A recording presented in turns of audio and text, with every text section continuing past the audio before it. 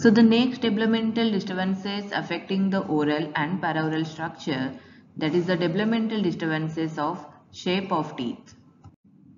In developmental disturbances that affecting the shape of teeth that include your gemination, fusion, concrescence, dilaceration, talus cusp, dens in dente, dens invaginatus, taurodontism and supernumerary roots.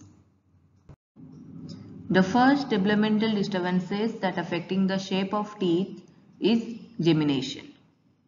Gemination is a developmental anomaly which arises from an attempt at division of a single tooth germ by an invagination with resultant incomplete formation of two teeth. The structure, which is usually one with two completely or incompletely separated crowns that have a single root and single root canal. This gemination affecting both deciduous or primary and permanent dentition. Some cases of gemination exhibit hereditary tendency. In the picture you see maxillary central incisors, they show gemination, and you can see there is presence of lateral incisor which is normal, but the central incisor showing gemination. So this is the case of gemination. In the first clinical picture, there is involvement of mandibular bicuspid or mandibular premolar is affected that exhibit bifid crown. In the right side, the radiographic picture of the same patient that depicted a bifid crown and shared a single root canal. So this is a case of gemination. The next developmental disturbances affecting the shape of teeth is fusion. Fused teeth arise through union of two normally separated tooth germ. Depending upon the stage of development of the teeth at the time of union, fusion may be complete or incomplete. In the clinical picture, you see there is a fusion between the mandibular right lateral incisor and mandibular right canine. So there is fusion of two normal tooth. But in case of gemination, there is a single root with two bifid crown. Here there are two teeth, they are fused together and they are having two root canals also. So this is a case of your fusion.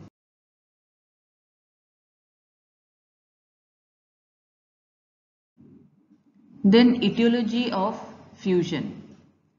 It has been thought that some physical force or pressure produces contact of the developing teeth and their subsequent fusion. If this contact occurs early, at least before calcification begins, the two teeth may be completely united to form a single large teeth. If the contact of the teeth occurs later, when a portion of the tooth crown has completed its formation, there may be union of the roots only. When we discuss about the dentine is always confluent in case of true fusion. The tooth may have separate or fused root canals. The condition is common in the deciduous as well as in the permanent dentition like your gemination. Another scientist, that is Graham and Granat, they have reported that fusion of teeth is most commonly in the deciduous dentition as compared to the permanent dentition. Then treatment and prognosis of gemination and fusion.